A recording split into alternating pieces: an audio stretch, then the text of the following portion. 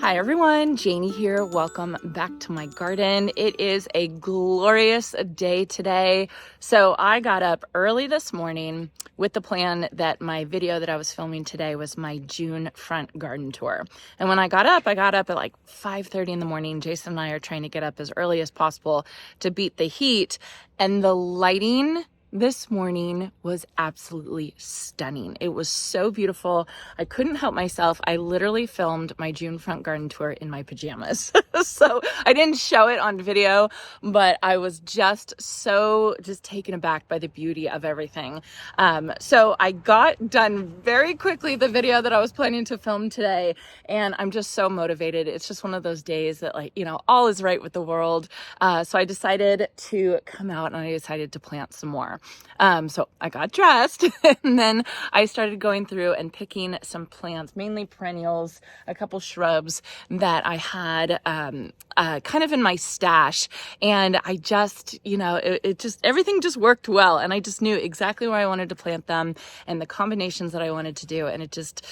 all is right with the world. So an overlook as to where I'm at today. There is my zigzag planter that's looking gorgeous. And then way over there in the distance is the orchard garden where I am planting mainly Best for the West plants. So plants that are gonna do really well in our environment and not have to have a lot of extra work.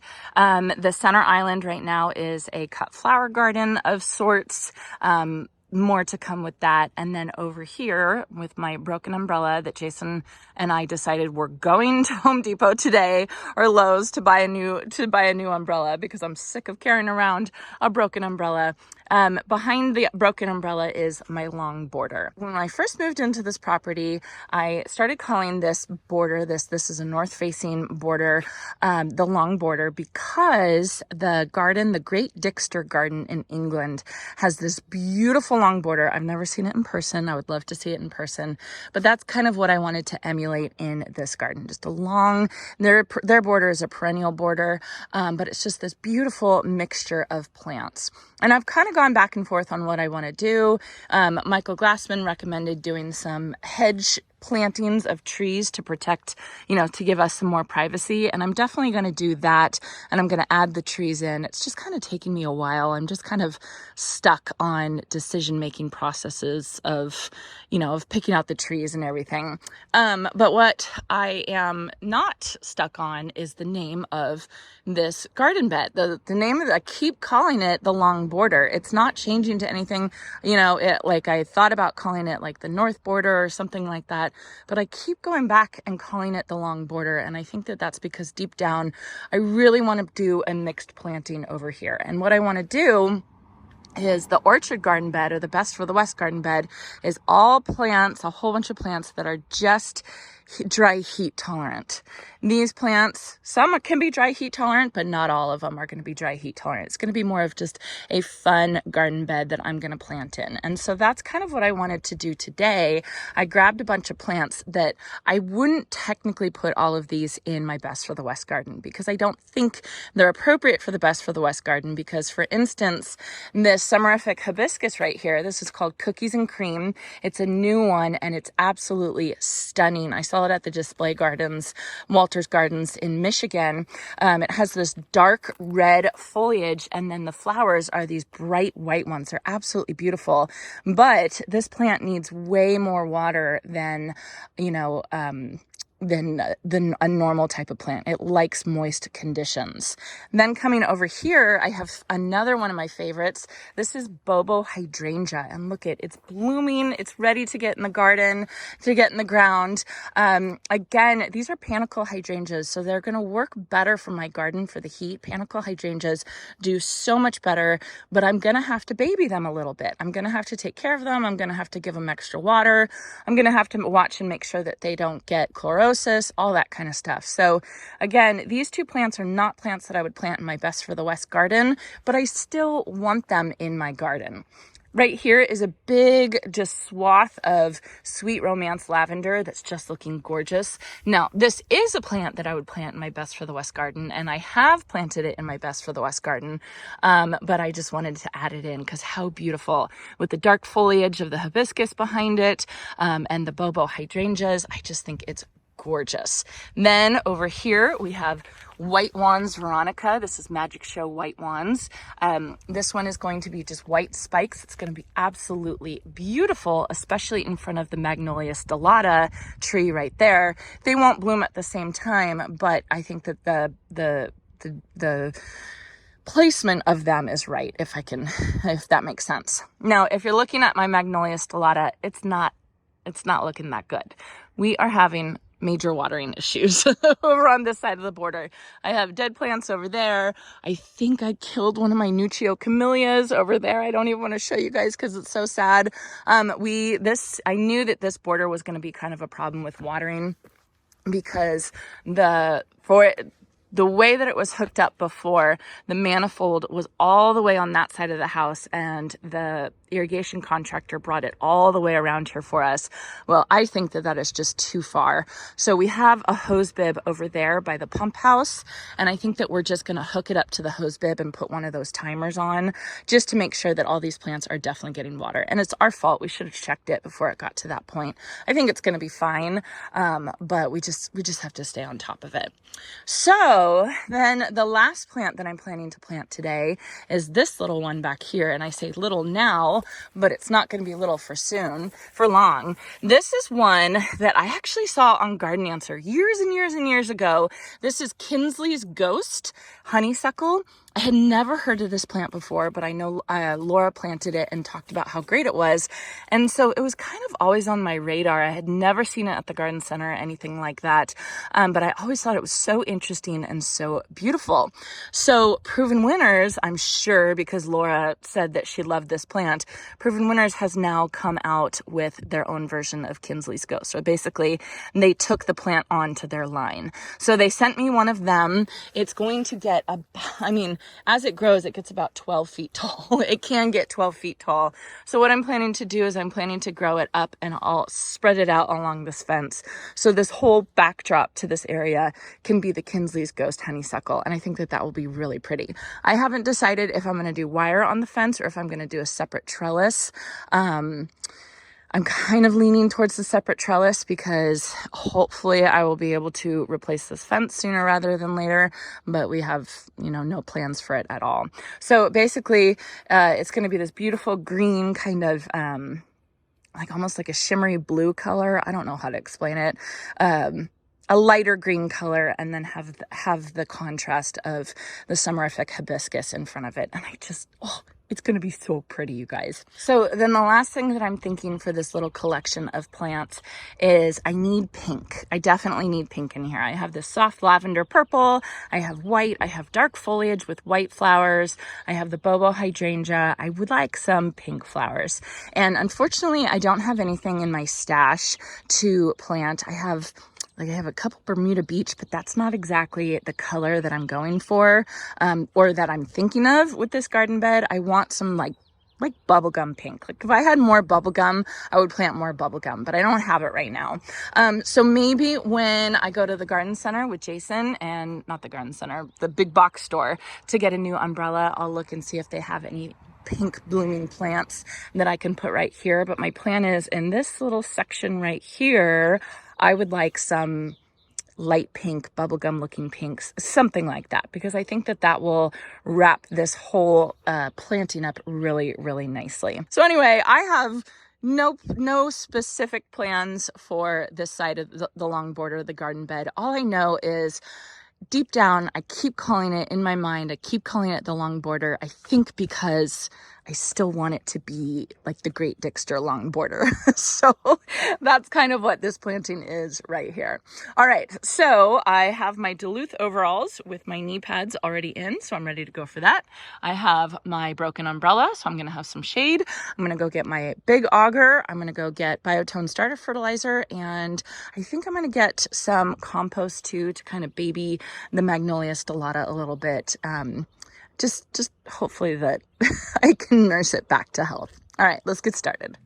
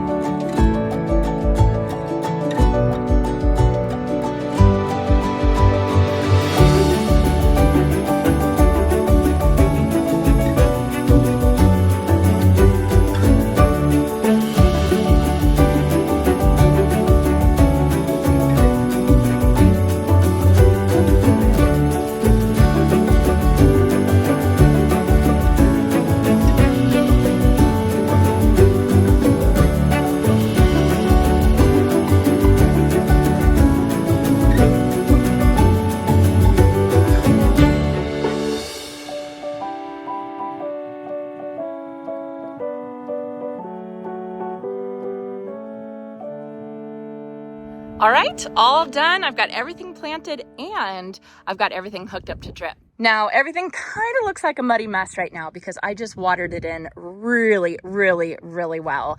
This area was kind of dry. The soil was dry. So I just wanted to make sure that all these plants got off to a really, really good start. So first of all, I put a Spoma land and sea compost. I put a bag around my Magnolia stellata, and then I also put a bag around my purple hopseed bush. And I trimmed up my purple hopseed bush, which I had been meaning to do, but just kind of hadn't gotten around to. So you can kind of see that I am planning to limb it up so it looks more like a tree rather than a bush.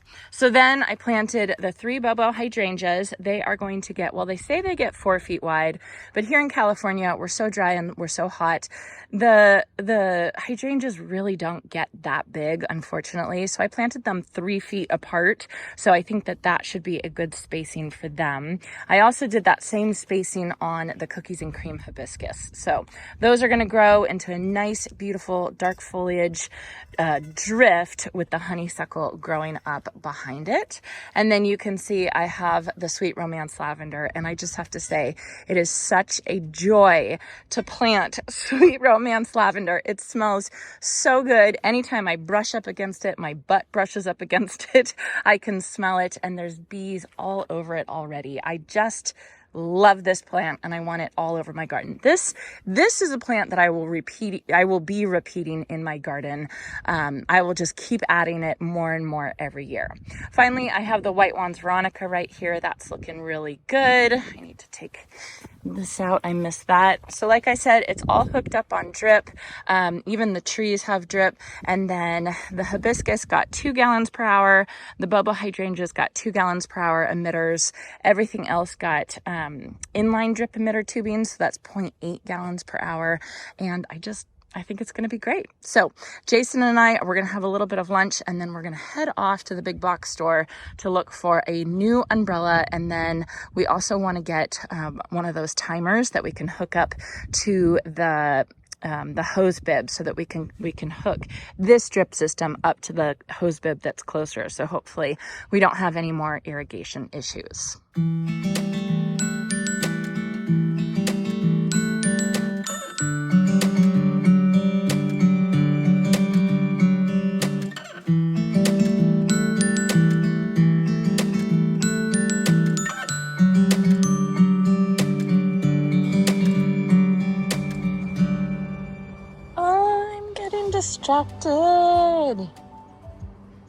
I'm getting distracted.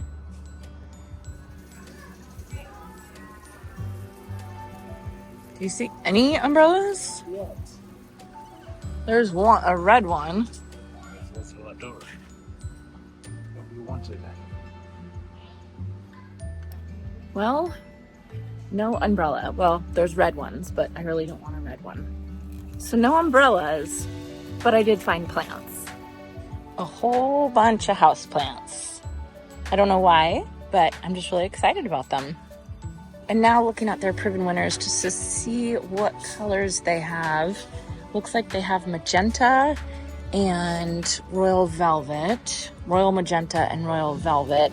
And then this Super Bells that is not going to work putting it in the ground. Usually they don't recommend Super Bells going in the ground. I'm sure I could do it, but I just don't want to mess with it. So they don't have anything pink, which is what I'm looking for. Wonder what else I could find.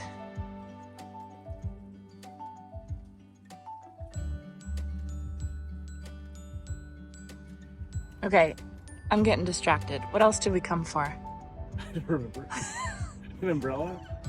What else? Oh, the hose bib timer thing. Oh, the irrigation. Yeah. You're supposed to remember these things while I'm looking at plants. Okay. Back on schedule. Back on track, kind of. One more aisle I just want to look down. Ooh, look at these.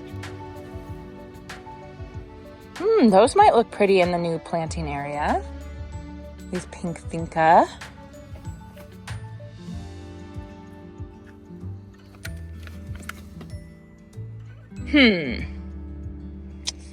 Decisions. Okay, I've lost Jason. Oh wait, hold on. This is terrible. Those are pretty. Okay, find Jason. This is what he does when he wants me to stop looking at the garden center. He just walks away. He knows I'll find him eventually. There he is.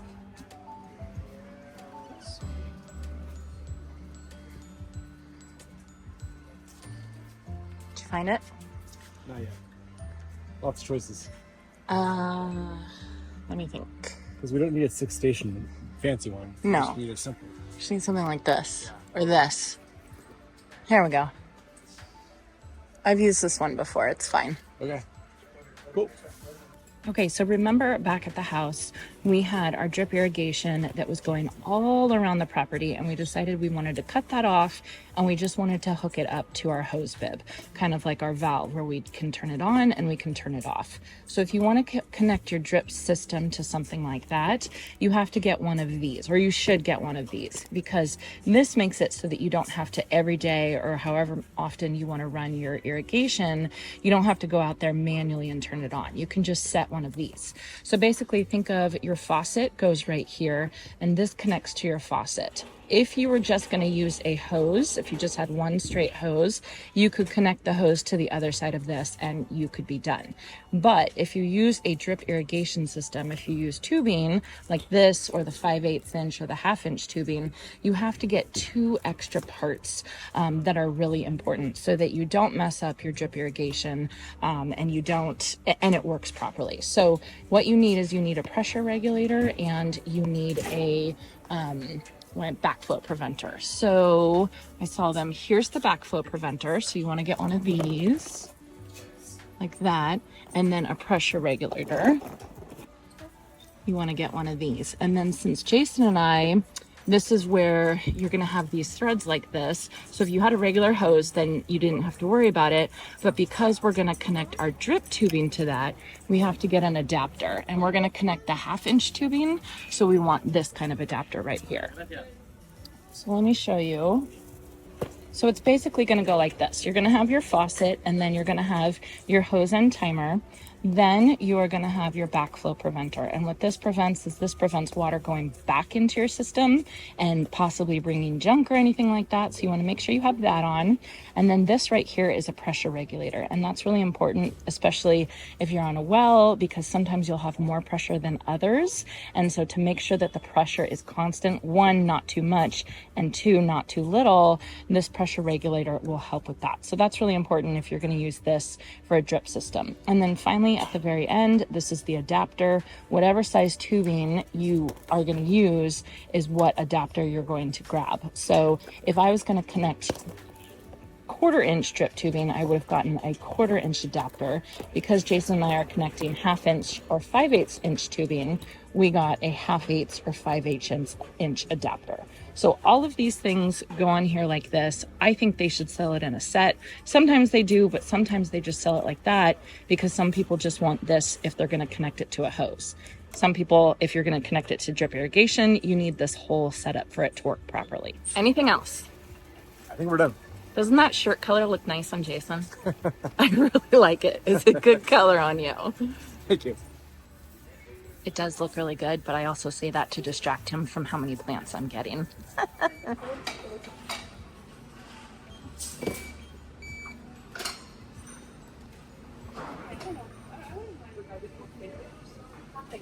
This is called String of Raindrops. Isn't that cool? Okay, it's actually the next day. Jason and I got pretty distracted after Home Depot, and I just figured I would do it the next day, and now it is the next evening. So let me show you all how I am hooking that whole setup up to my hose, my faucet, my hose bib. Okay, so here's my faucet, and then you can see behind there, that's the 1 inch tubing that came all the way around the property and goes to the long border. So I figure it's better just to start fresh from here. So here is the timer from Rainbird. So I'm just gonna hook this up to the faucet, really easy. Okay, so there's the timer. And now down here, I'm gonna connect the backflow preventer.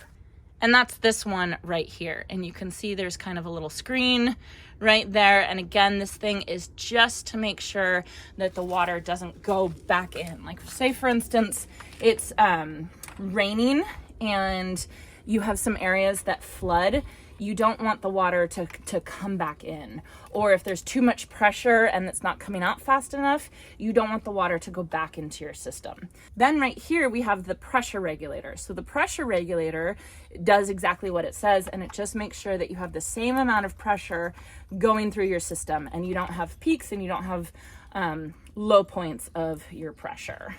You put that together. And then finally, the last thing is your adapter. And again, this just depends on what size tubing you have. Jason and I are using 3/4 inch tubing right here. And so we are just going to connect this. Okay, so this was really hard for me to get onto this adapter. So I just unscrewed up here and then I was able to get it on the rest of the tubing that goes all the way down the long border. So now all I have to do is set up this timer to go off however often I want it to be. I think I'm gonna be doing, I don't know, like 20 or 30 minutes every day because we're in triple digits right now. So I'll go ahead and I will set that up, and then basically you just leave this on. Let me show you there. Basically, you just leave this turned on and it'll only start, the water will only start coming out when the timer tells it to. All right, so that was just a super quick demonstration on how to hook your drip irrigation up to a hose bib timer. The main point that I want to get across to you guys is if you're at the big box store and you see one of those timers for your faucet, just remember that if you're going to use it for drip irrigation, you need those two other pieces. You need the pressure regulator and you need the backflow preventer. So I'm glad I got that garden bed all planted. It looks beautiful. I'm really glad we got it all hooked up to drip. That is so important. I'm totally bummed that we didn't find an umbrella because that is something we definitely need with the hotter temperatures, and I can feel myself getting bit by mosquitoes, so I gotta go. But I hope you all enjoyed this, and I hope you all have a chance to get in your garden today.